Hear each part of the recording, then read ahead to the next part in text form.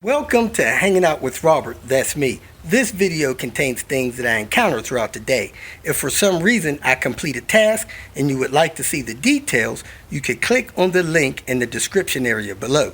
This video also contains tips and tricks that I learned throughout the years. I plan on leaving this video accessible for about 30 days. After that, you can view it through my Patreon account. Thank you very much for watching. Here we go, party people. Time to get with it. I'm going to kick off by dealing with the fuel pump. That's where we left off. I dropped something, couldn't find it, had to go get another part from Ace Hardware.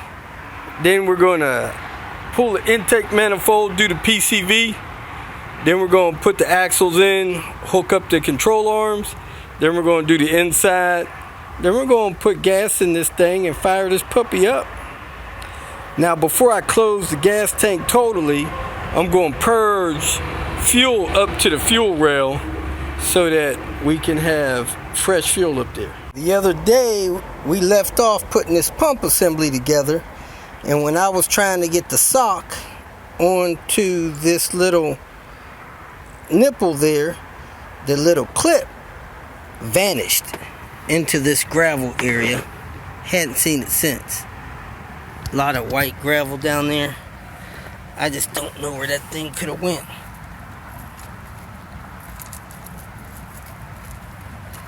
So, bought a couple from Ace Hardware. We're going to get this pump put together.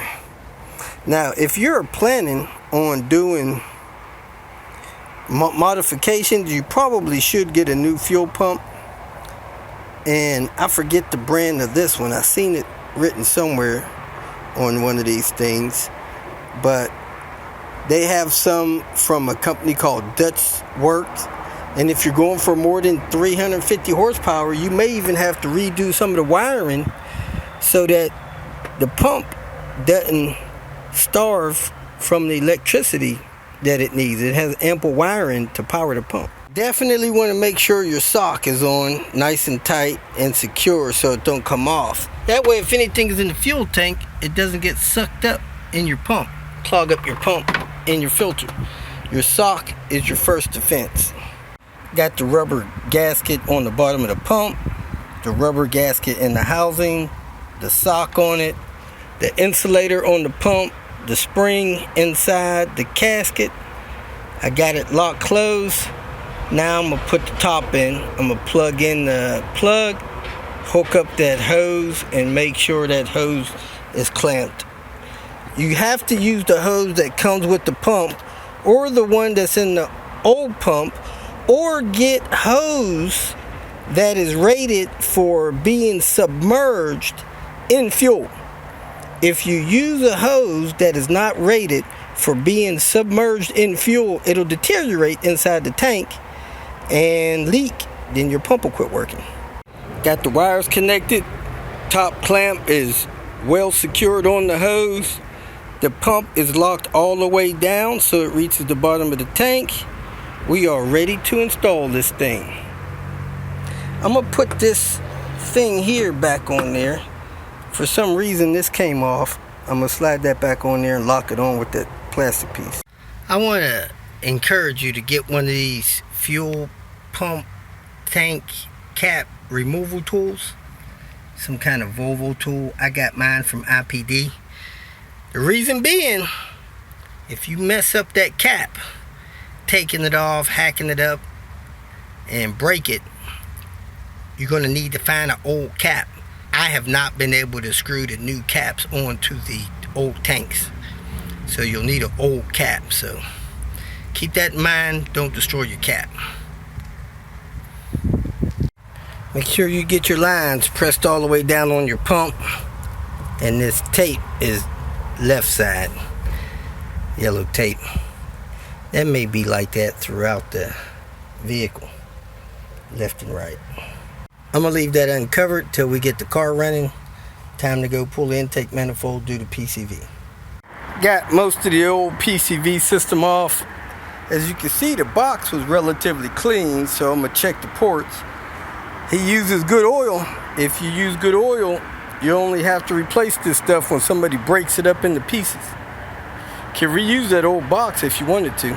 Got some more wires to repair. Knock sensors are pretty sensitive, so those chewed up wires are not gonna fly. I need to get some wires to fix those.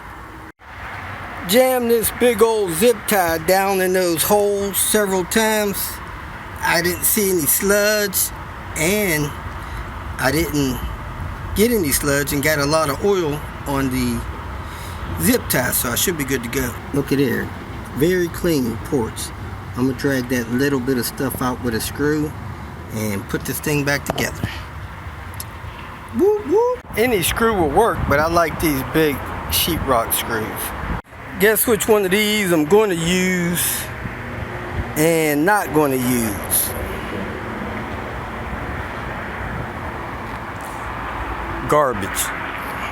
Pure garbage. Use, don't use. I can't tell you how many vehicles I have fixed oil leaks on that had this little part installed on the breather box.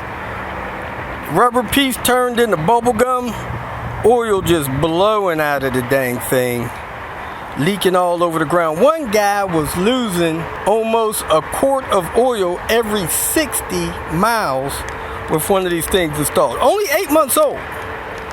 You know, they started leaking that quick. Don't do it, man. It ain't worth it. Got the PCV box in, the hose on. Now's a perfect time to install the starter and then the intake manifold. After the intake manifold gasket. As you can see, I do not put that bolt on the back of the starter. It's pointless. I got the knock sensor wires plugged in. Ready to change this intake manifold gasket and then put this intake manifold back on. Volvo intake manifold gasket. Why? Because I'm tired of the other ones leaking. Just tired of it. To bracket or not to bracket?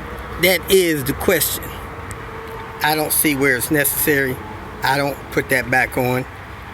Most people trap the intake manifold on top of it and have a leak, can't start the car. Veteran mistake, getting the manifold trapped on top of this bracket.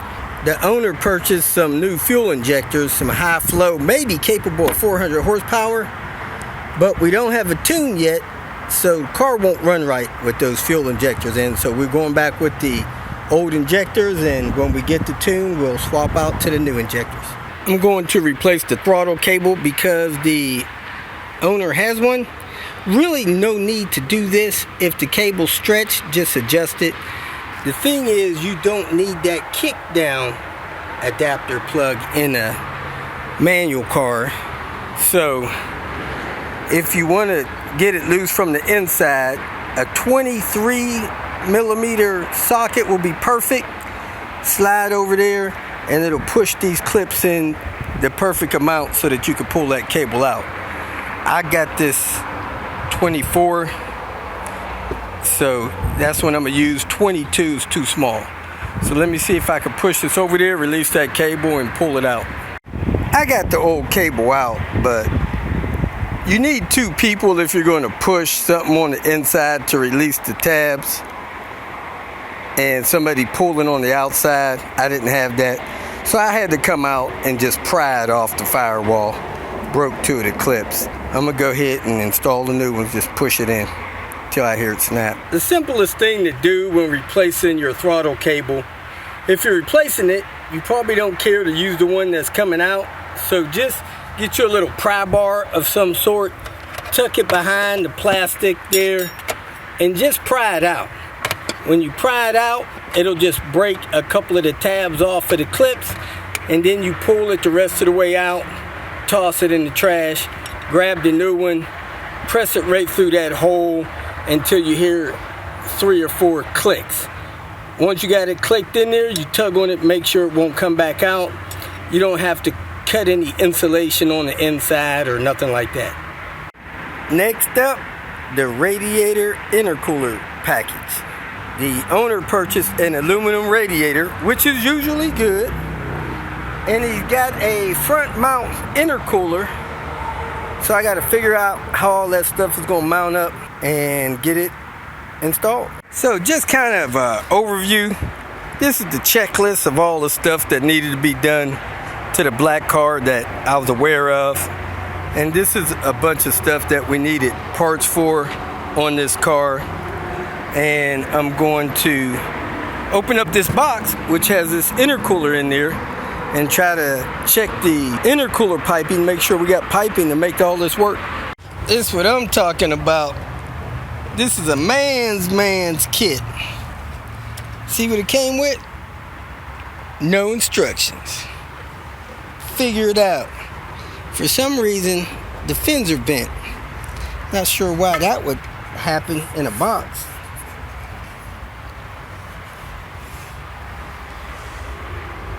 Figure out how this thing's supposed to mount. Interesting, we got this new intercooler with no instructions, and we had a box with a bag of piping, which I assumed was for the new intercooler. However, all of this piping is for the old setup. It's just replacement piping for the old setup. So that's not going to happen. Also, this stuff is so soft, this stuff will collapse. I don't think it's as good as the stuff that's in there now. I think the old Volvo stuff is in better shape than this brand new stuff. See how soft that is? That could possibly collapse if you gun it. Wow. More eBay stuff that's probably not going to work. Just checked out the new radiator. Besides these wings being bent out instead of flush, they're on an angle, maybe 5 degrees. These bottom holes are too low. They should be up about 1/4 of an inch. I don't think I can get these screw receivers in there and get this stuff screwed together right. It's always something when you're dealing with China. This is a first for me.